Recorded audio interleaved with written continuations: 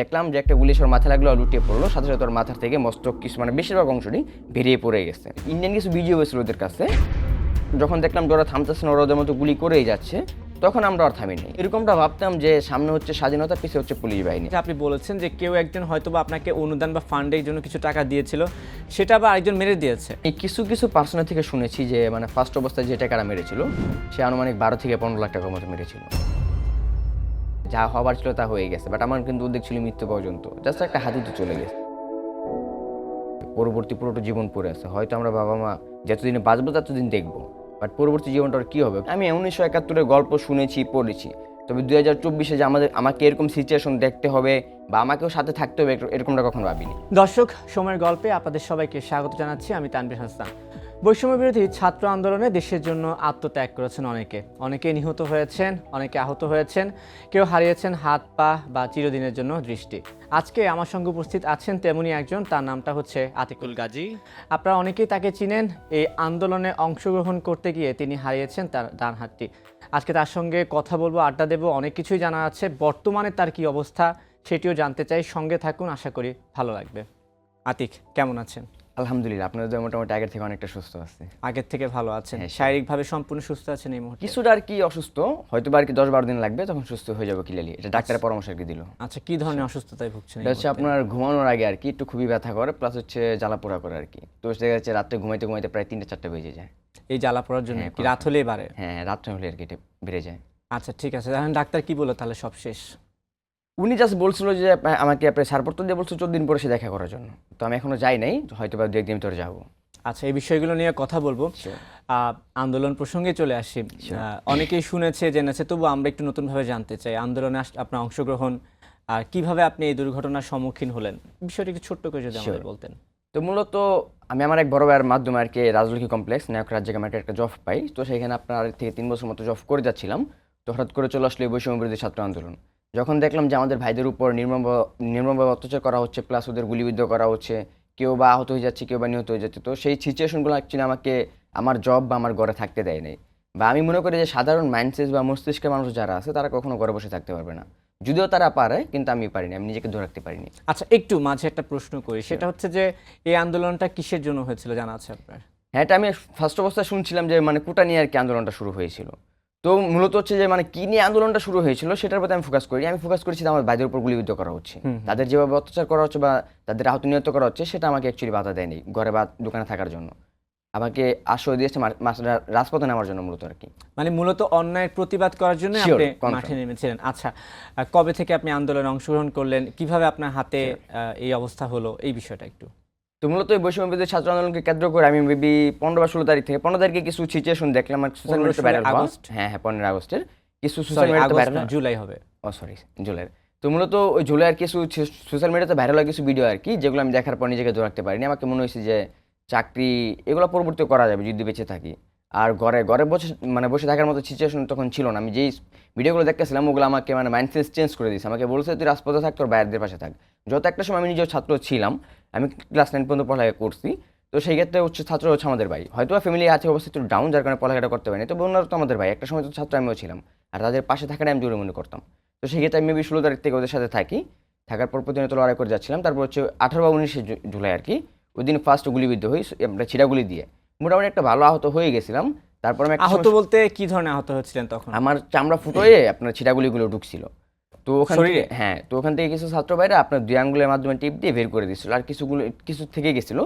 তো আমি মানে মেডিকেল ওরা বলছে মেডিকেল যাওয়ার জন্য। তখন আমি শুনলাম যে মেডিকেল মানে চলে গেলে কি মানুষ গুম হয়ে যায়, এরকম কিছু আর কি। তারপর ভাবলাম যদি গুমই হয়ে যায় বা মারাই যায় তাহলে রাজপথে কে থাকবে, আমাদের রাজপথে থাকার জন্য বেঁচে থাকতে হবে।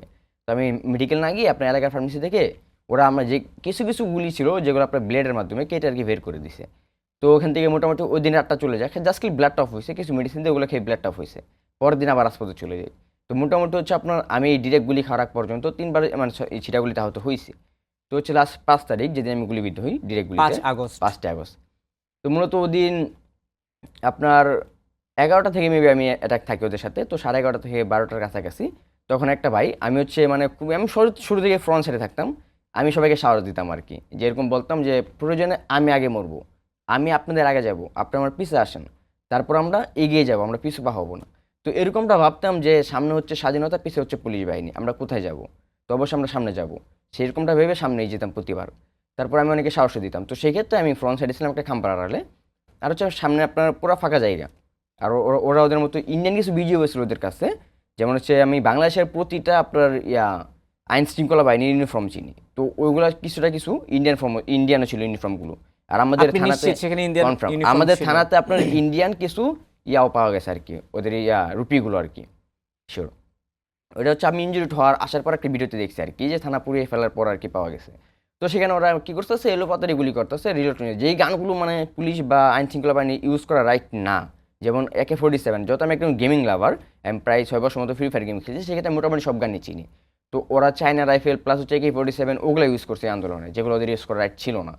তো আমি খাম্বার আড়ালে ছিলাম, থাকার পর হচ্ছে একটা ভাই আমাকে ক্রস করে সামনে যাচ্ছিল আর কি। তো আমি ওকে বললাম, ভাইয়া সামনে কোনো সেফটি নেই, আর ডিরেক্ট গুলি কখনো মা বাপ চিনে না, একটা গুলি মানে কোনো এক দিক দিয়ে আসবে, আপনাকে আহত করে বা নিহত করে চলে যাবে। তো বলো যে কিছু হবে না, এরকমটা বলে আপনার সামনে নেমে যায়, প্লাস হচ্ছে আমার সামনে চলে যায়। তো কয়েকবার যাওয়ার পর ডিরেক্ট একটা গুলি এসে দীপ করে মাথায় ঢুকে যায় আর কি। তো ওই ডিরেক্ট, ওই ছেলেটা? হ্যাঁ ওই ছেলেটা আর কি। তো মাটিতে লুটিয়ে পড়ে, লুটিয়ে পড়ার পর হচ্ছে মানে আমি যেটা আর কি আমার লাইফে আমি 1971-এর গল্প শুনেছি পড়েছি, তবে 2024-এ যে আমাকে এরকম সিচুয়েশন দেখতে হবে বা আমাকেও সাথে থাকতে হবে এরকমটা কখনো ভাবিনি। তো আমি দেখলাম যে একটা গুলি এসে ওর মাথায় লাগলো আর লুটিয়ে পড়লো, সাথে সাথে ওর মাথার থেকে মস্তক কিছু মানে বেশিরভাগ অংশটি বেরিয়ে পড়ে গেছে। তো আমার লাইফের সবচেয়ে খারাপ সিচুয়েশনগুলো ছিল এইগুলো, যে আমি আমার নিজের চোখের সামনে আমাদের ভাইদেরকে গুলিবিদ্ধ হয়ে মরতে দেখেছি। একটা সাধারণ গুলি 2.5 ইঞ্চি বুলেটটা ওর মস্তক পর্যন্ত আলাদা করে দিছে, এরকম সিচুয়েশন আমি দেখেছি, ফিল করেছি। তো যখন দেখলাম যে কেউ যাচ্ছে না, আর যত আমি পুরাই ফ্রন্ট সাইডে ছিলাম, সেক্ষেত্রে সবাই ছিল আমার পিছনে, কেউ আসতেছে না। তো আমি যখন দেখলাম যে গুলি আমাদের দিকে তাক করে মারা হচ্ছে, তখন আমি যাচ্ছিলাম না, তো মাটিতে পড়ে লুটে আর কি দাপড়াইতেছে। তো ঠিক সেই সময় যখন দেখলাম যে রাজলক্ষ্মী দিকে, আমি তখন অ্যালার্ট ছিলাম হচ্ছে রাজু কমার্শিয়াল কমপ্লেক্সের সামনে দিকে, ওরা আপনার গুলিগুলো তাক করছে রাজলক্ষ্মী দিকে, ওইদিকে আচ্ছা, তাক করে একটু একটু মারতেছে। বাধা দিচ্ছি। 5 আগস্ট তো সরকার যখন পরিবর্তন হয়ে গেল বা তৎকালীন সরকার চলে গেল রিজাইন দিয়ে, ওই sure। আপনার এই ঘটনাটা ওই কয়টার সময় হচ্ছিল? ওইটা আমার যে ঘটনাটা হচ্ছে 11টার পর আর কি, আমি যেটা বলতেছি সকাল 11টার হ্যাঁ পর? 11টার পরে, আর ও তো পদত্যাগ করছে 1:30টার পর আর কি। আচ্ছা। শিওর। তো মূলত আমি দেখলাম কেউ যাইতেছে না, তো কিছুক্ষণ পর যখন দেখলাম যে ওইদিকে মুভ করে গুলিগুলি করা হচ্ছে, তখন আমি মূলত একটু সামনে নামি, নেমে ওকে আর কি আনতে যাই। তো আমি ওকে শেষরায় নিয়ে আসি, দেখলাম ও মারা গেছে তৎক্ষণ আর কি। তো শেষরায় নিয়ে এসে ছাত্রভাইদের কাছে দিয়ে দিই, ওরাও প্লাস পিছন থেকে 2-1 জন আসে, এসে আমাকে ধরে ওকে নিয়ে যায়। তো সবাই বলাবলি করতেছে তো মারা গেছে। তারপর আমি বললাম যে ঠিক আছে, ও যত মারা গেছে যাক, তারপর আপনার মেডিকেল নিয়ে যান, যদি ডাক্তারে কিছু করতে পারে হয়তো বা ওর জন্য ভালো হবে। তারপর ওরা মেডিকেল নিয়ে যায়। তার হচ্ছে কিছুক্ষণ পর আনুমানিক 12টার দিকে আর কি, আরেকটা ছেলে হাতে গুলি লাগে, লুটিয়ে পড়ে, ওকে আমরা রিক্সা করে তুলে দিই। তারপর এভাবে চলে যায় কিছুক্ষণ সময়, যখন 1:30টা ওভার হয়ে যায়, তখন আমরা শুনতে পারি যে স্বৈরাচার সরকার আর কি পদত্যাগ করে ফেলছে। তখন আমরা মানে পুলিশ বাহিনীদেরকে বলি যে আপনারা কোনো গোলাগুলি করেন না, আমাদের যা প্রয়োজন ছিল, আমরা যার জন্য রাজপথে ছিলাম বা আন্দোলন করেছি, আমরা তা পেয়ে গেছি, আমরা লড়াই করতে চাচ্ছি না। তো সেক্ষেত্রে ওরা আমাদের কোনো কথাই শুনতেছে না, ওরা ওদের মতো গুলি করেই যাচ্ছে। তো বিজয়উল্লাহর যে একটা আপনার একটা ফিল, সেই ফিলটা আমরা মানে ফিল নিতে পারতেছি না, বা নিবই কী করে, আমাদের উপরে যেভাবে গুলিবিদ্ধ করা হইতেছে, সেই ক্ষেত্রে আমরা ওই ফিলটা অনুভব করতে পারতেছি না। আমাদের কাছে মনে হচ্ছে না যে আমরা বিজয় পাইছি। আমরা তো ওই মানে গুলি থেকে বাঁচবো বা কীভাবে তাদের দমন করবো বা তাদের থামাবো, সেই চিন্তা নিয়ে ব্যস্ত। তো যখন দেখলাম যে ওরা থামতেছে না, ওরা ওদের মতো গুলি করেই যাচ্ছে, তখন আমরা আর থামি নাই। আমরা বললাম যে যত ওরা থামতেছে না, তাহলে আমরা কেন থামবো, আমরা তো থামতে ওদের বলছিলাম, বাট ওরা থামে নাই। তো সেই ক্ষেত্রে আমরাও লড়াই করে যাই। তারপরে এভাবে চলে যায় অনেকখানি সময়, যখন আনুমানিক আরও কিছুক্ষণ সময় চলে যায়, প্রায় 3টা কাছাকাছি, তখন আরেকটা ভাইয়ের আর কি, ওর মাথায় গুলি লাগে। ও ছিল ফ্রন্টে, আমিও ছিলাম ফ্রন্টে, তবে ওটা আমাকে ক্রস করে গেছিলো কয়েক পা আর কি, কয়েক পা গিয়ে মানে ঢিলা মারতে গেছিলো। ঠিক সেই সময়তে একটা গুলি এসে ওর মাথায় লেগে যায়, লাগার পর হচ্ছে ওর মাটিতে লুটিয়ে পড়ে। তখন আমি সাথে সাথে ওকে যাই আর কি ধরি, ধরার পর হচ্ছে দেখলাম ওর চামড়া টুমড়া সব উড়ে গেছে আর কি, ব্লাড খুবই দ্রুত বেরোতেছে। হ্যাঁ, মাথায় লেগেছে? তো পিছন থেকে আরেকটা ছাত্র এসে, তখন আমি কিছুটা আর কি হেল্প, মানে যখন দেখলাম যে কেউ আসতেছে না, তখন আমি একটু মানে ও আমার তো একটু হেলদি ছিল, আমি ওকে আনতে পারতেছিলাম না। তো সেই ক্ষেত্রে আমি ওকে পায়ে ধরে সিস্টেম নিয়ে আসতেছিলাম। তখন হচ্ছে ঠিক ওই সময়তেই আরেকটা ভাই আমাকে হেল্প করে, প্লাস হচ্ছে আমরা দুজন ওকে কুলে করে নিয়ে যাই, কুলে করে তুলে আর কি। তো ঠিক সময় যখন আমরা দৌড় দিই, ওই সময় তো ধাপড়াইতেছে, দাপড়ে আমাদের হাতেই মারা যায়। তো সবচেয়ে খারাপ সিচুয়েশন হচ্ছে এটা, যে আমি আমাদের ভাইদেরকে আমাদের হাতে পর্যন্ত মরতে দেখছি, গুলিবিদ্ধ মরতে দেখেছি। তো আমাদের হাতেই মারা যায়। তারপর ওই ভাইয়া বলতেছে যে তো মারা গেছে। তারপরে আমি বললাম যে ভাই আপনার তাও রিক্সায় নিয়ে যান, ওকে রিক্সায় তুলে যান, ওই মেডিকেল পাঠান, দেখেন কিছু করতে পারি কিনা। অনেকেই বলাবলি করতেছিল মারা গেছে, তারপর বললাম যে নিয়ে যান। তো ওরা নিয়ে যায়, রিক্সা করে নিয়ে যায় মেডিকেল উদ্দেশ্যে। তখন এইভাবে অনেকটা সময় চলে যায়। আরও যখন বিকাল আনুমানিক প্রায় 4টার মতো বেজে আসে, তখন আমি হচ্ছে স্পোর্টস মার্কেট, একটা আমির কমপ্লেক্স নামে পরিচিত, ওখানে আমি দাঁড়িয়ে থাকি। আর রাজকুমার সাথে সামনে অনেক ছাত্র বাড়ি ছিল। আর হচ্ছে বর্তমান মীর মুগ্ধ নামে, হ্যাঁ মধ্য পরিচিত আর কি, শহীদ। তো সেই ক্ষেত্রে ওই ফ্রন্ট সাইডে ও দাঁড়িয়েছিল। থাকার পর হচ্ছে প্রায় 4টার দিকে আর কি একটা গুলি এসে ওর শরীরে লাগার পর মাটিতে লুটিয়ে পড়ে। তখন দেখলাম যেটা কেউ খেয়াল করে নাই। তো আমি দৌড়ে যাবো আর কি ওকে মানে রিক্সা তুলে দেওয়ার জন্য আর কি, মূলত এরকম একটা ভেবে। তো যখন আমি যাচ্ছিলাম ওর মানে কাছে যেতে পারি নাই, আর না যেতে পারার কারণ হচ্ছে এটাই, ঠিক সেই সময়টাতে একটা গুলি এসে আমার ডানাতেও লাগে।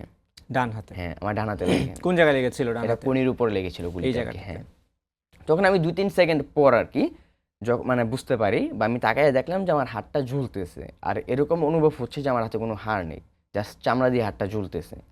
তখন হচ্ছে মূলত আমি আরও ক্লিয়ারলি হই, আমি যে একটা টি শার্ট পরেছিলাম সেটা ছিল মূলত ডপসলের টি শার্ট আর কি। তো ওই টি শার্টটা আপনার ছিদ্র হয়ে গুলিটা যখন ঢুকেছিল, তখন ওই ছিদ্র দিয়ে মানে ব্লাডগুলো খুবই দ্রুতভাবে বেরোতেছিল। তখন আমি পুরো ক্লিয়ারলি হয়ে যাই যে আমার হাতে গুলি লাগছে।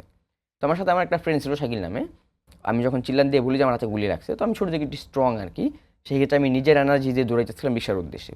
তখন আমার ফ্রেন্ড এসে আমাকে ধরে, প্লাস হচ্ছে ছাত্র ভাইদের বলে যে ও হচ্ছে আমার ফ্রেন্ড লাগে, ও যদি আমার সাথে থাকে তাহলে ওর কোনো প্রবলেম হবে না, জাস্ট আপনারা যে কোনো একজন আসেন, যত কর্মজীবী বা আমিও কর্মজীবী, আমরা কেউ ছাত্র না, সেক্ষেত্রে আপনার একজন আসলে হয়তো হেল্প হবে আমাদের জন্য মেডিকেলে আর কি।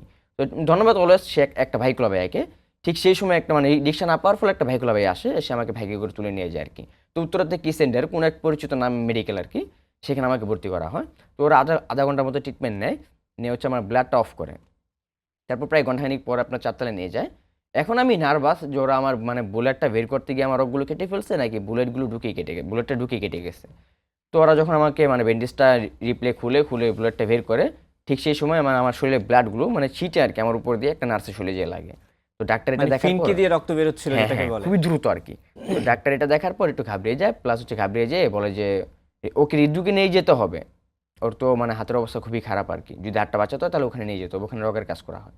তো আমি তখন ডাক্তারকে বললাম যে ডাক্তার আমার কি হাতটা বাঁচানো যাবে, মানে খুবই পেন লাগতেছিল, কান্নাকাটি করে বলতেছে আর কি। তো উনি বলতেছে যে যদি 8 ঘন্টার ভিতরে ট্রিটমেন্ট নেন তাহলে হয়তো আপনার হাতটা বাঁচানো যেতে পারে। তারপর ওরা বুলেটটা বের করতে 2,000 টাকা নিছে আর কি, যত এটা বেসরকারি মেডিকেল ছিল। তো ওরা আমাকে এরকম একটা সিকনেস একটা কাগজ করে দিয়ে নিচে পাঠিয়ে দেয়। তখন আমি আমার ফ্রেন্ডকে বললাম যে আব্বুকে একটা কল দে। তো বলে যে তোর আব্বুকে কল দিয়ে কী বলবো, কী জবাব দেবো যে আপনার ছেলে বা আতিকুল গুলি খেয়েছে। তখন আমি বললাম যে আমাকে জীবিত দেখতে চাস, তোরা বলো অবশ্যই, সেটা কেন বাঁচাইবো না। তখন আমি বললাম তাহলে একটা কল দে, কথা আমি বলতেছি লাগলে। তারপর অনেক রিকোয়েস্টের পর আমার ফ্রেন্ড আর কি কল দেয় আব্বুকে। তখন আমি আব্বুকে কল দিয়ে বলে আব্বু আমি তো গুলি খাইছি। তো আব্বু এটা শোনার পর একটু আতঙ্কে পড়ে যায়, পরে বলে কী বলিস, কোথায় আসছিস সেই। তখন আমার আব্বু খুবই দ্রুত মাধ্যমে চলে আসে। তখন আব্বুকে আর কি রাজপথ দিয়ে আসতে দিতেছিল না অনেক ছাত্র ভাইরা, বা দিবেই কী করে, যত ডিরেক্ট গুলাগুলি চলছে। তো আব্বুকে বলতেছে আঙ্কেল এখান থেকে যেন না, এখান থেকে ডিরেক্ট গুলিগুলি চলতেছে, আপনি গেলে গুলি লাগতে পারে। তখন আমার আব্বু একটু কান্নাকাটি অবস্থা আর কি, বলতেছে যে আমরা বাবা মা বেঁচে থেকে কী করবো যদি আমাদের সন্তানই মারা যায়, আমার সন্তান মেডিকেল ভর্তি আছে, ওকে মেডিকেল নিয়ে যেতে হবে, আপনারা ছাড়েন। অনেক মানে জোর করার পর আমার আব্বু আর কি রোডটা পাড়ি দেয়, প্লাস হচ্ছে আমার কাছে পৌঁছে যায়। তখন আমি মানে রাস্তার অবস্থা খুবই একটা মর্মান্তিক ছিল ওই দিন। আচ্ছা, যখন এই ঘটনাটা তখন কয়টা বাজছিল? 5ই আগস্ট? হ্যাঁ, তখন আপনার আনুমানিক 5:30টার মতো বাজে ওদের এখানে। তখন কিন্তু সরকার পতন হয়ে গেছে। হ্যাঁ, হয়ে গেছে তো 1:30টার দিকে। হুম। আমি গুলি খাওয়ারও আগে হয়ে গেছে। আমি তো গুলি খাই তখন বিকাল কিন্তু দেশে 4টার আনন্দ দিকে। মিছিল হচ্ছিল। বা আমরা আনন্দটা করতে পারতেছিলাম না, করবো কি করে, আমাদের উপর যেভাবে অত্যাচার করা হচ্ছে সেখানে তো আনন্দ আমাদের ফিলই হচ্ছে না, বা মনে হচ্ছে না যে আমরা কিছু পাইছি। তো তখন আমরা মানে রাস্তাঘাটে এরকম মর্মান্তিক অবস্থা ছিল যে কোনো যানবাহন চলাচল করতেছিল না, বা কোনো চলতেছিল না অ্যাম্বুলেন্স বা সিএনজি। তো আমরা খুবই কষ্টের মাধ্যমে একটা অটো রিক্সা পাই, সেটা দিয়ে ঢাকা মেডিকেল চলে যায়। পাশে একটা ছিল ঢাকা মেডিকেল, ওখানে। তো যাই দেখি ওখানে আমার চেয়েও মানে খুবই গুলিবিদ্যার অনেক ভাইরা ছিল, খুবই আমার চেয়ে মর্মান্তিক ঘটনা। ডাক্তাররা তাদেরকে ঠিক মতো দেখতেছে না, সেখানে আমাকে কী করে দেখবে। তো আমি একটা টুলিতে প্রায় 1 ঘন্টার মতো পড়েছিলাম। থাকার পর হচ্ছে আমার আব্বু মানে অনেক যানবাহন খুঁজতেছিল, কিছু পাচ্ছিল না। তখন আমি কান্নাকাটি করতেছি খুবই করে বললাম যে কিছু একটা অন্তত নিয়ে আসো, আমাকে এখান থেকে নিয়ে যাও, এখানে আমাকে আর দেখবে না। আমি যেটা বুঝতে পারলাম, যত আমার তেও মানে খুবই মর্মান্তিক অবস্থা, গুলিবিদ্ধ বাইরে আছে, তাদেরকে দেখতেছে না, সেখানে আমাকে কী করে দেখবে। তো তখন একটা ছেলে আর কি আমার চেয়ে ছোটো, অল্প বয়সী, ওর চোখে ছোটাগুলি লাগার পর হচ্ছে চোখটাকে ব্যান্ডেজ করা। তো ওর আম্মু বা ওর আব্বুর পরিচিত একটা সিএনজি ছিল, ওটা কল করে নিয়ে আসছে, ওকে নিয়ে যাবে চক্ষু বিজ্ঞান মেডিকেল নামে পরিচিত একটা জায়গায় আর কি। তো আমরা ভাবলাম এখানে পড়ে থেকে তো কোনো লাভ হবে না, তাদের সাথে চলে যাই। তো আমার আব্বা আমাকে রিকোয়েস্ট করার পর তারা আমাকে নিয়ে যায়। তো ওই চক্ষু বিজ্ঞান মেডিকেল যাওয়ার পর আমরা স্লিপটা ওকে দেখাই সিগনেচারের। তোরা দেখে বলে যে এই কাজ তো আমাদের না, আমরা সর্বোচ্চ পারবো একটা ব্যথা ইঞ্জেকশন দিয়ে দিতে, আপনারা ওই রিজুকে নিয়ে চলে যান। তো আমাকে একটা ব্যথা ইঞ্জেকশন দিয়ে যায়। ঠিক সেই সময় আমি খুব সহজে একটা সিএনজি পেয়ে যাই, তখন রিজুকে চলে আসি। তখন আনুমানিক আপনার 6:30 বা 7টার মতো বাজবে আর কি। তো আসার পর মানে আমাকে হৃদরোগ মেডিকেল একটা ফ্লোর শোয়ানো হয়েছে, আর এই সিগনেচারটা দেখে একটা স্লিপ দিছে মেডিসিনের জন্য, বলতেছে আমার ফ্রেন্ডকে যে এই মেডিসিনগুলো নিয়ে আসুন, ওরা ট্রিটমেন্ট করা হবে। তো মূলত বললাম কি যে আমার রাস্তার অবস্থা খুবই মর্মান্তিক ছিল, যার কারণে কোনো মেডিসিন ওরা পাচ্ছিল না। মিরপুরে সব ফার্মেসি অফ ছিল, প্লাস হচ্ছে আপনার অফ ছিল মেডিকেলের ফার্মেসিগুলো। তো প্রায় 10টা মতো বেজে যায়, ওরা মেডিসিনগুলো ঠিক সেই সময় পায়, অনেক লেট আর কি, দেরিতে। তার ভিতরে ডাক্তার একবার এসে আমাকে জিজ্ঞেস করে যে মেডিসিনগুলো কি পাইছে কিনা। তখন আমার আম্মু বললো যে না, মেডিসিনগুলো এখন পাইনি। তখন আমি খুবই ব্যথা, খুবই পেন লাগতেছিল, খুবই কাঁদতেছিলাম আর কান্নাকাটি করতেছিলাম। তখন আমার ফ্রেন্ডগুলো 10টা দিয়ে মেডিসিনগুলো পেয়ে যায়, ওরা নিয়ে আসে। আসার পর ডাক্তারকে দেয়, প্লাস ডাক্তার দেখে বলে যে আমরা আজকে আর কোনো ট্রিটমেন্ট নিব না, আমরা চলে যাব। আমরা 2 দিন যাবত অনেক অনেক ট্রিটমেন্ট নিচ্ছি, প্লাস হচ্ছে রাত 2টা 3টা জায়গায় আর কি ট্রিটমেন্ট নিচ্ছি, আমরা আর কোনো ট্রিটমেন্ট নিব না। তো আমার পেন এত পরিমাণ লাগতেছিল যে আমি শুধু পারতেছিলাম না ওই শোয়া অবস্থা থেকে লাফ দিয়ে উঠে যেয়ে ডাক্তারের পায়ে ধরতে আর কি, যে আমাকে একটু দেখেন। আমি ওদের অনেক রিকোয়েস্ট করি আমাকে একটা অজ্ঞান হওয়ার ইঞ্জেকশন দেওয়ার জন্য। আমি এরকম বলি যে অন্তত আমাকে একটা অজ্ঞান হওয়ার ইঞ্জেকশন দেন, আমি পেন থেকে বাঁচি, আমার ভালো লাগতেছে না। নয়তো আমাকে মেরে ফেলার মতো একটা ইঞ্জেকশন দেন যে আমি মরে যাই, আমার এটা ভালো লাগতেছে না। তো আমার অনেক রিকোয়েস্ট করার পর ওরা কোনো কথা শুনে নাই, ওরা ওদের মতো চলে গেছে। তখন আমি আম্মুকে বললাম যে আম্মু প্লিজ তুমি একটু মানো বা কিছু করো। তো আম্মু বললো যে আমি কি ডাক্তার, আমি কীভাবে বলবো ওদের, যেখানে তুই গুলিবিদ্ধ একটা ছেলে, যেখানে তুই দেশের জন্য লড়াই করে গুলিবিদ্ধ হলি, সেখানে তোকেই দেখতেছে না, তোর কথাই শুনতেছে না, সেখানে আমাকে আমার কথা কীভাবে শুনবো ওরা। তারপর হচ্ছে আমাকে একটা বেড দেয়, প্রায় হচ্ছে 11টার দিকে একটা বেড দেয়। তো সেই বেডে আমি চলে যাই। চলে যাওয়ার পর হচ্ছে ওরা বলতেছে পরের দিন এসে ট্রিটমেন্ট করবে আর কি। তো আমার আম্মু ওই আমাকে বললো অবস্থায় ফেলে রেখে গেছে, ফেলে ডাক্তার গেছে, চলে গেছে চিকিৎসক আর কি, হ্যাঁ। আপনাকে। তখন কিন্তু আমার ব্লাডগুলো বের হচ্ছিল, ওই যে বুলেটটা যখন বের করছে ওরা খুবই মোটা করে বেড টেস্ট করেছিল, তারপরও ব্লাডটা আপনার উপর দিয়ে বেরোতেছিল আর কি। তো ওরা বললো যে আপনার ট্রিটমেন্টটা খুবই জরুরি আর কি, নয়তো আপনার ব্লাড শূন্যতা দেখা দিতে পারে। তো তারাই হ্যাঁ। বলছে ট্রিটমেন্ট জরুরি, আবার তারাই বলছে আজকে আর চিকিৎসা দিতে পারবো না না, না না, কালকে। এটা হচ্ছে আপনার কিসেন্টে বলছিল আর কি। আচ্ছা। হ্যাঁ হ্যাঁ, যে ব্লাড শূন্যতা দেখা দিতে পারে। তখন তাদের এখানে আসার পর তারা সিচুয়েশনগুলো দেখছে, দেখার পর আমাকে কোনো প্রিপারেশন নেয়নি, ওরা চলেই গেছে। তখন আমার আম্মু আমাকে সান্ত্বনা দিতে আসছে যে সকাল 6টা বাজে আসবে, 7টা বাজে আসবে। তো আমি প্রতিনিয়ত কান্না করে করে আম্মুকে বলতেছি কই টাইম তো চলেই গেলো, এখন তো ওরা আসলো না।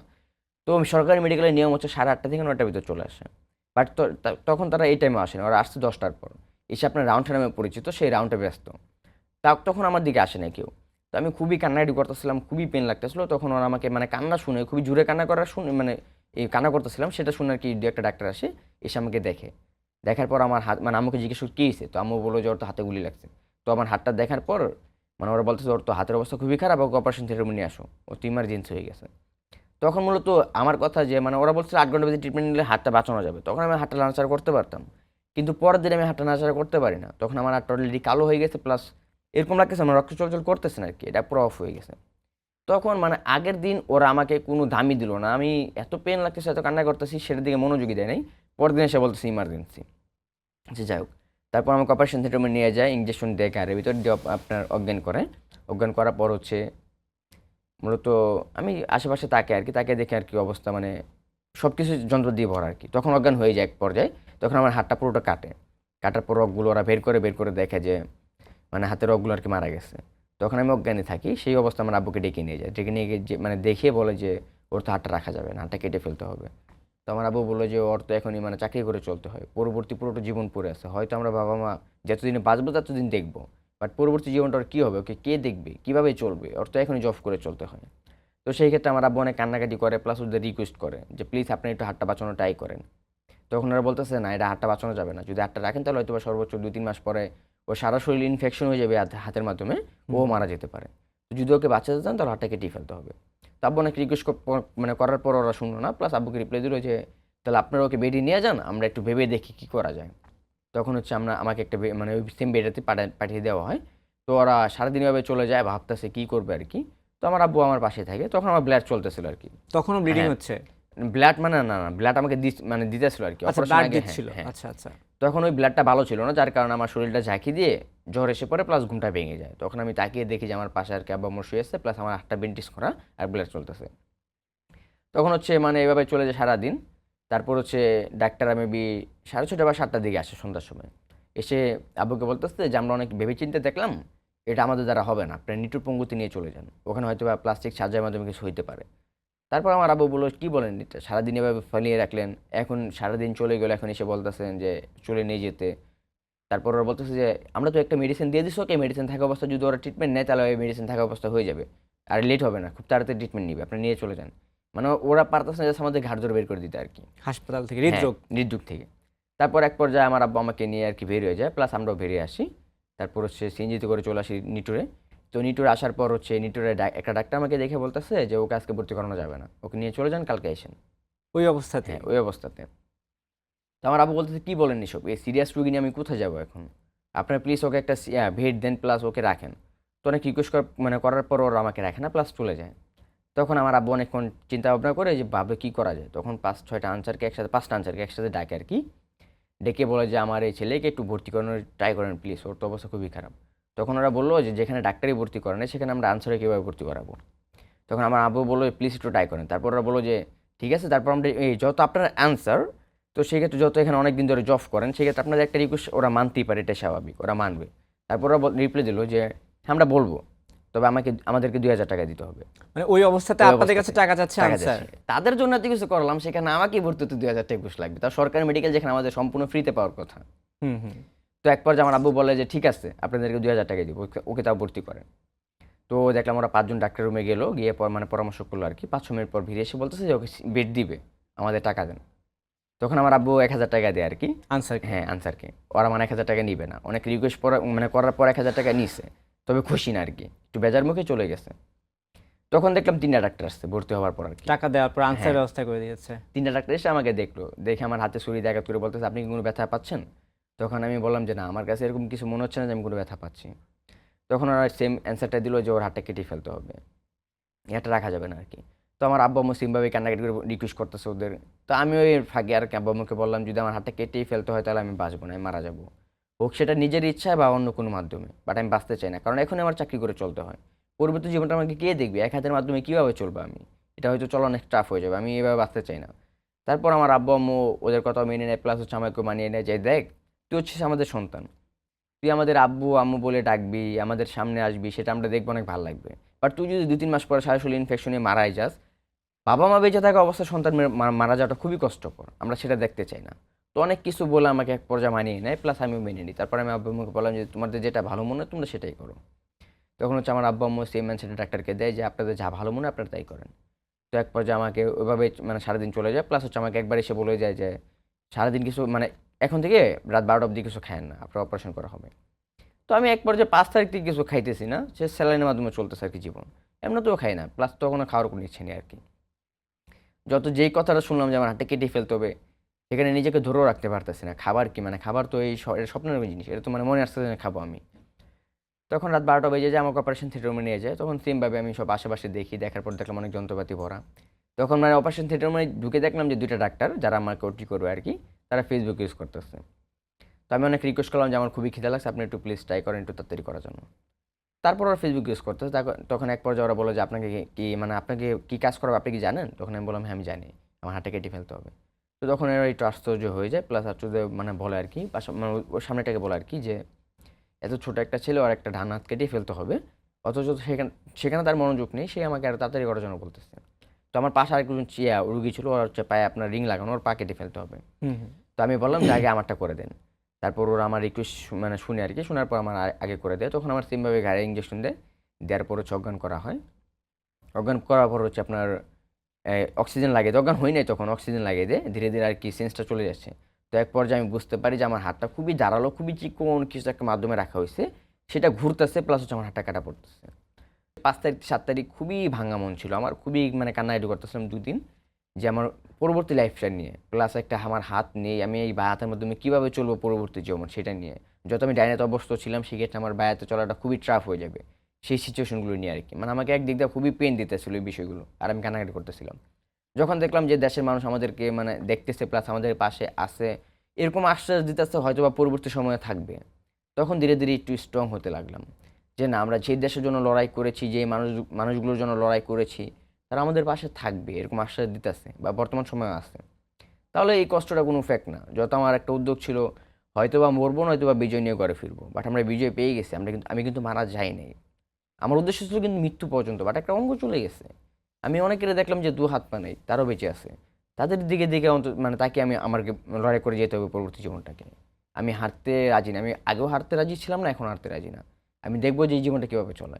তো এই দিক দিয়ে আবার ভেবেচিন্তে স্ট্রং হতে লাগলাম।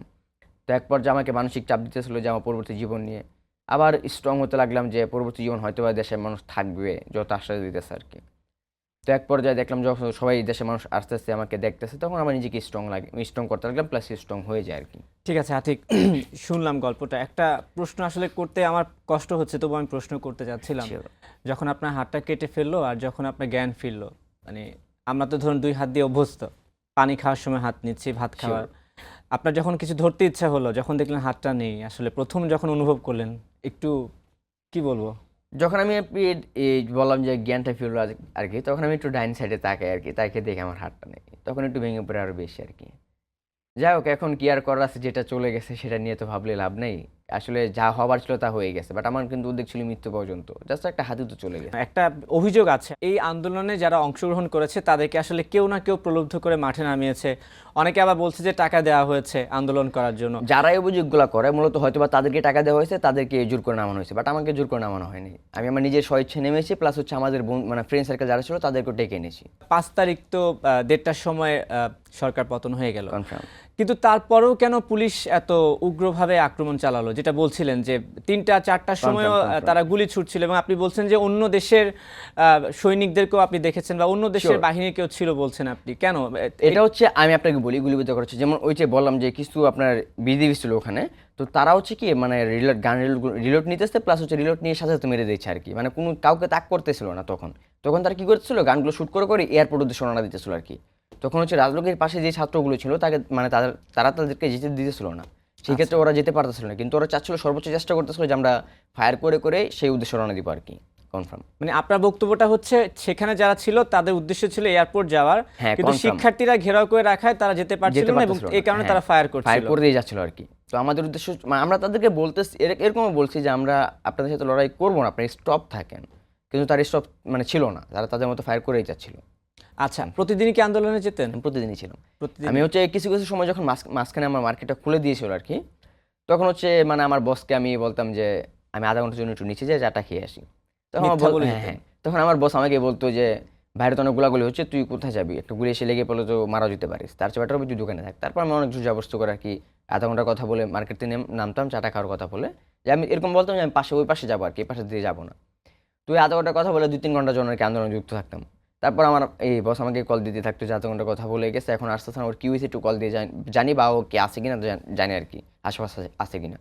তো আমার বস আমাকে কল দিলে আমি কল ধরতাম না, তখন আমার আব্বু যখন কল দিত তখন আমি একটু আড়ালে গিয়ে কলটা ধরতাম, ধরে বলতাম যে মানে কি হয়েছে। তখন আমার আব্বু বললো যে তুই পুরো দোকানে নেই এসি, তখন আমি বললাম আমি তো দোকানেই। তখন বললো তোর বস আমাকে কল দিয়ে বলছে তুই দোকানে নেই, দোকানে থাকলে আমাকে কেন কল দিবে। তখন আমি বললাম যে আমি আসি মার্কেট নিচে আর কি, আমি যে এখন উপরে যাইতেছি আর কি, এরকম বলতাম আর কি। তখন হচ্ছে যেদিন মার্কেট খোলা ছিল সেদিনও প্লাস আন্দোলন যুক্ত থাকতাম প্রায় 2-3 ঘন্টার মতো।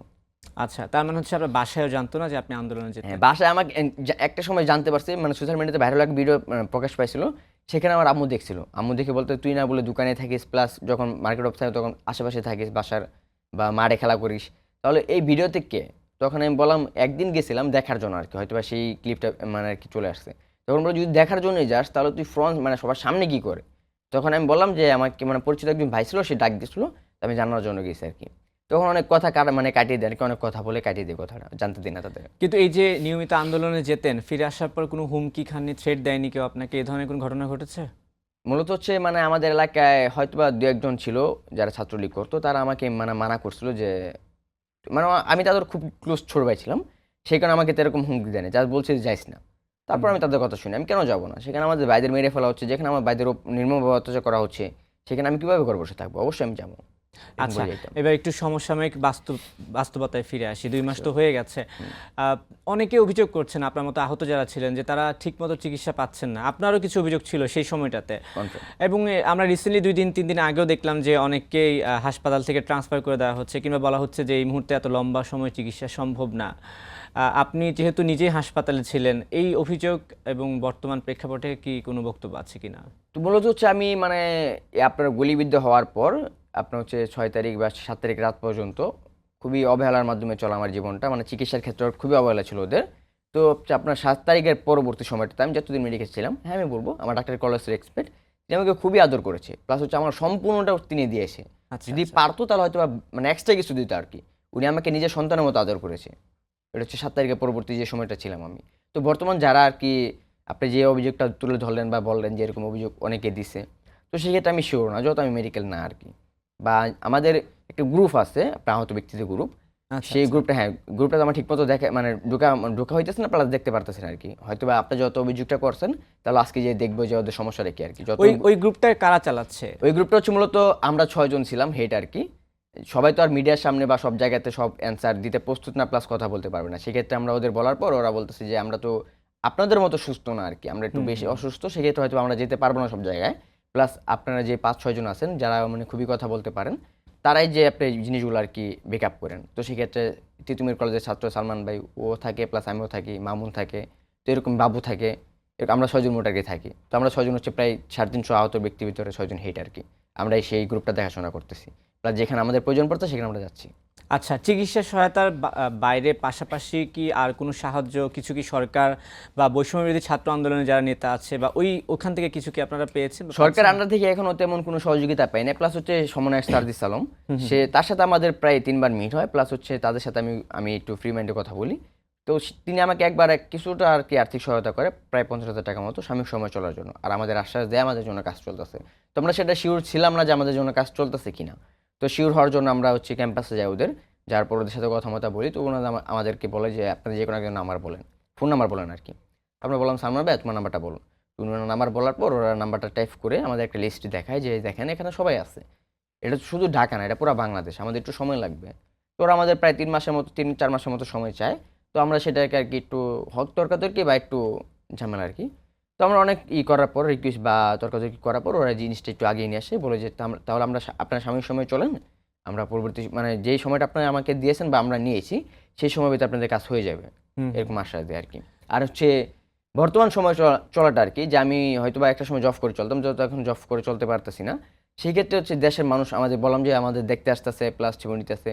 তো তারা সেই সময় কিছু আর্থিক সহায়তা করেছে, প্লাস সেই টাকা দিয়ে আর কি বর্তমান সময় চলতেছে, হয়তো আর কিছুদিন চলবে। তো পরবর্তী সময় সরকার আমাদের জন্য কিছু করে দিলে খুব শীঘ্রই, তাহলে হয়তো পরবর্তী যে সময়টা আর কি এক হাতের মাধ্যমে চলতে অনেক টাফ হয়ে যাবে, সেক্ষেত্রে হয়তো পরবর্তী সময়টা চলতে একটু সুবিধা হবে, বা আচ্ছা, দেশের মানুষ যদি এই প্রসঙ্গটাতে আসবো, কিন্তু আমি একটা ইন্টারভিউতে দেখেছি আপনি বলেছেন যে কেউ একজন হয়তো বা আপনাকে অনুদান বা ফান্ডের জন্য কিছু টাকা দিয়েছিল, সেটা আবার আরেকজন মেরে দিয়েছে। হ্যাঁ, এটা হচ্ছে সেই টাকার গল্পটা কি এবং সেই টাকা কি পেয়েছেন কি? এটা হচ্ছে 7 তারিখে পরবর্তী সময় একটা হচ্ছে হুজুর টাইপের ছেলে, ওই মানে মানুষ আর কি আসতেছিল ফ্রান্ট মানে টাকা আমাদেরকে দেওয়ার জন্য। তো ওরা বলতেছে যে আমরা ওদের দায়িত্বে আছি, আমরা এখানে গ্রুপটা ওদের জন্য কাজ করে যাচ্ছি, টাকাগুলো আমাদের কাছে দিয়ে যান। তো বেশিরভাগ মানুষ ওদের কাছে টাকা দিয়ে যাচ্ছিল। খুব কমের ভাগ মানুষই বলতেছিল যে আমরা রুগী দেখবো, দেখে তারপর ওদের টাকা দিব, ওদের সিচুয়েশন দেখবো, ওরা কেমন আছে আমরা আদর করব, পারলে ওদেরকে একটা কপালে চুমু দিব, দিয়ে তারপর ওদের আমরা সহায়তাটা করব, বা আমরা তাদের এটা গিফট হিসাবে দিব আর কি, আমরা আপনাদের কাছে দিব না। তো সেক্ষেত্রে বেশিরভাগ টাকা ওদেরকে দেওয়া হইতেছিল। তো ওই টাকাগুলো কি করতেছিল, ওই হুজুরগুলো আমাদের না দিয়ে ওদের অ্যাকাউন্টে আর কি নিয়ে নিতেছিল, ব্যাংক হ্যাঁ অ্যাকাউন্টে লুট করে নিয়ে নিতেছিল। তো সেইগুলো আর কি পরবর্তী আরেকটা ফান্ড যখন এসে যখন জানতে পারে, তখন তাদেরকে মানে জিজ্ঞাসাবাদ করার পর তারা হয়তো আর কি কথায় আটকে গেছে, প্লাস হচ্ছে ধরা পড়ে যায়। তখন ওই হুজুরটাকে আপনার হচ্ছে মেডিকেলের সাথে নিয়ে মারধর করা হয়, লাঠিপেটা করা যে এরকমটা বলে আর কি, যে এটা তো ওদের টাকা, তোরা হেল্পের জন্য সেখানে চুরি করতেছিস। তো এখানে আরেকটা অপশন হচ্ছে যে চুরি উপর বাটপারি, মানে সেই হুজুর থেকে ওরা টাকাগুলো নিয়ে ওরাও মেরে দিয়েছে। তখন যারা মারছে তারাও আবার টাকাটা নিয়ে মেরে দিছে, ওরা আমাদের দেয় নাই। তো এরকম করে 3-4টা ফান্ড আসছে আমাদেরকে মানে আর কি আমাদের হেল্পের জন্য, বাট কেউ আর কি আমাদের ওই আর্থিক সহায়তা করতেছিল না। জাস্ট হয়তো বা কারো দেখা যাচ্ছে যাদের পা নেই তাদের একটা হুইল চেয়ার দিতেছে, বা যাদের পায়ের সমস্যা, পা আছে বাট সমস্যা, তাদেরকে মানে হেঁটে চলার জন্য একটা সহযোগিতা করতেছিল, যে হাতের ভিতর ধরে আর কি, সেটা নাম আমি শিওর না, সেটা দিয়ে আর কি। তো এই জিনিসগুলো হেল্প করতেছিল। আর হচ্ছে যে খাবারটা দিতেছিল সেটা ওরা দিতেছিল না, এটা হচ্ছে আপনার কোনো এক কোম্পানি আমাদেরকে দিতেছিল, বাট ওরা ওদের কোম্পানির ওদের ফাউন্ডেশনের নাম ইউজ করে আমাদের খাবারটা দিয়েছে, জাস্ট ওদের নামে প্রচার করতেছিল আর কি। তো লাস্টে আসে আর কি সুকার্মা ফাউন্ডেশন। তো আমি আমার এই যে বললাম যে একটা গ্রুপের আমরা 6 জন হেড আছি, তো সেই ক্ষেত্রে ওই 300 জনের ভিতরে আমরা কিছু জনের আর কি কথা শুনি, তারা বলে যে এরকম এরকম অনেক লোক এসে ওদেরকে টাকা দিচ্ছে, কিন্তু বাট ওরা আমাদের টাকাটা দিতেছে না আর কি। তখন আমি ওদেরকে মানে কিছু রকম বুঝিয়ে নেই যে ওরা তো আপনাদেরকে কিছুটা হেল্প করতেছে, এটা বাদ দেন, যাই হোক ওদেরটা বলে লাভ নেই। তো ওরা বললো যে কেন বাদ দিব, এটা তো আমাদের হক। তারপর ওদের মানে কোনোভাবে আমরা বোঝানোর ট্রাই করি আর কি, যত আমরা ওই গ্রুপের হেড, সেক্ষেত্রে আমাদের দায়িত্ব হচ্ছে মানে সবাইকে চুপচাপ রাখা, বা মানে যেভাবে সম্ভব সেভাবে ম্যানেজ করা আর কি। তো সেক্ষেত্রে আমরা কোনো রকম একটা ম্যানেজ করে নিই।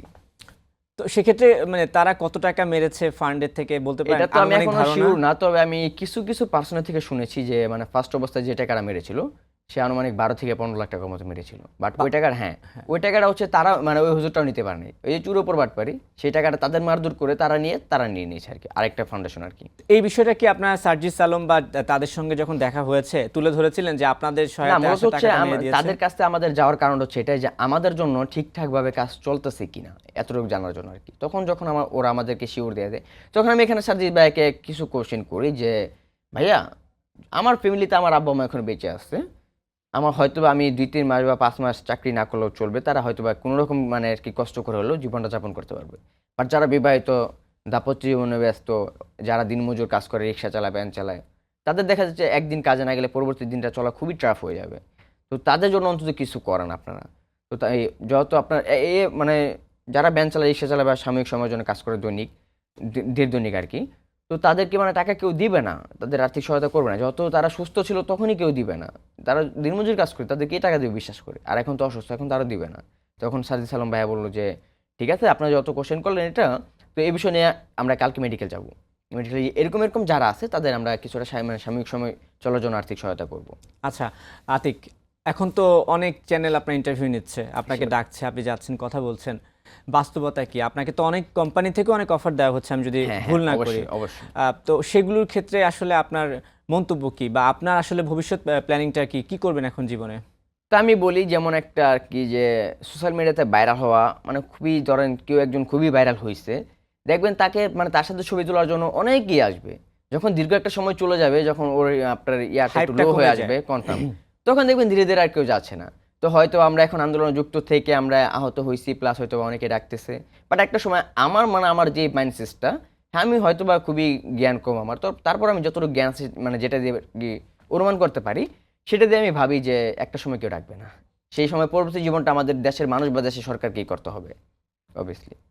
তো তাহলে এই যে নিজেই বলছিলেন যে একটা সময় মানুষ আমাদেরকে আর মনে রাখবে না, হয়তো রাখবে না। তো এখন তো আপনাকে সবাই যে ডাকছে, ফান্ড দিচ্ছে বা সাহায্য করছে বিভিন্নভাবে, সেই সময়টা যখন মানুষ ভুলে যাবে, ধরুন আজকে থেকে 2 বছর, 3 বছর, 1 বছর পরে আমি ধরি, হয়তো বা আপনাকে আর মানুষ মনে রাখবে না, তখন আপনার জীবন চলবে কিভাবে? তো সেটা নিয়ে আসলে নিজের জীবনটাকে কিভাবে সাজাতে চাইছেন আপনি? যেহেতু আমি খুবই মধ্যবিত্ত একটা ফ্যামিলির ছেলে আর কি, সেই ক্ষেত্রে আমার মানে যে ইচ্ছাটুকু আর কি, যে এই যে আমি বললাম যে কেউ মনে রাখবে না, তবে আমি চাই সবাই আমাদেরকে মনে রাখুক, আমাদেরকে দেখুক। আমার ইচ্ছে মানে চাওয়া হচ্ছে এতটুকু যে সবাই আমাদেরকে মনে রাখুক, এই দেশ আমাদেরকে মনে রাখুক। এখানে নিজের জন্য লড়াই করে অঙ্গানি হই নাই, এখানে দেশের মানুষের জন্য হয়েছে, দেশের জন্য হয়েছে। সেক্ষেত্রে আমার কাছে এতটুকু রিকোয়েস্ট, সবাই আমাদেরকে মনে রাখবো। আমাকে একা না, যারা নিহত শহীদ হয়েছে বা যারা আমরা আহত আছি, সবাইকে দেখুক, সবার পাশে থাকুক, এতটুকু রিকোয়েস্ট দেশবাসী বা দেশের কাছে। আচ্ছা, যে উদ্দেশ্য নিয়ে আপনারা আন্দোলন করেছিলেন, নতুন সরকার, অন্তর্বর্তীকালীন সরকার গঠিত হয়েছে, 2 মাস চলে গেছে, আপনার কাছে কি মনে হয় যে আপনাদের সেই উদ্দেশ্যটা সফল হচ্ছে, কিংবা আগের থেকে ভালো আছেন, বা আপনার কাছে কি মনে হয় এই বিষয়টা, উদ্দেশ্য সফল হয়েছে? এখানে আমি একটা অ্যান্সার আপনাকে দিই। ধরেন আপনার একটা ঘর খুবই গোছালো আছে, খুবই সুন্দর। সেখানে কিছু একটা হওয়ার পর সেই ঘরটা এলোমেলো হয়ে গেছে। তো সেটা আপনিও বুঝেন, আমিও বুঝি যে সেই ঘরটা আবার সেম ভাবে গোছাইতে একটু সময় লাগবে। এটা স্বাভাবিক। যত একটা সরকার 16 থেকে 17 বছর রাজ করে গেছে এই দেশ থেকে, যত আমরা আন্দোলন করছি, প্লাস তারা আমাদের সাথে আন্দোলন করছে বা আমাদের মুখোমুখি হয়ে লড়াই করছে, সেক্ষেত্রে অনেক কিছুই ভাঙচুর হয়েছে, প্লাস হচ্ছে অনেক কিছু নষ্ট হয়েছে।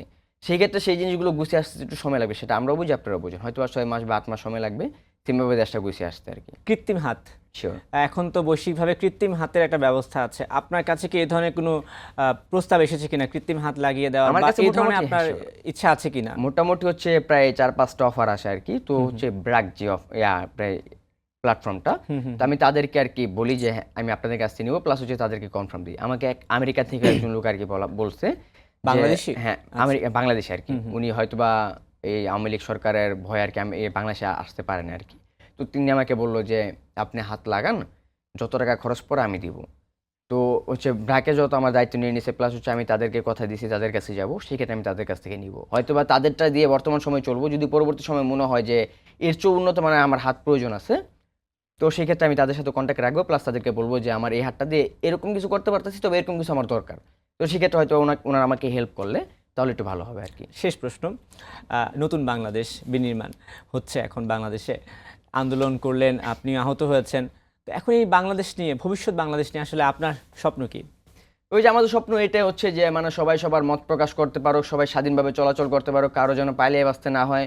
প্লাস যদি দ্রব্যমূল্যের প্রোডাক্টগুলো একটু দাম কমিয়ে দেওয়া হয়, আমাদের মধ্যে মধ্যবিত্ত যারা আছে তাদের হয়তো বা চলতে একটু সুবিধা হয়ে যাবে।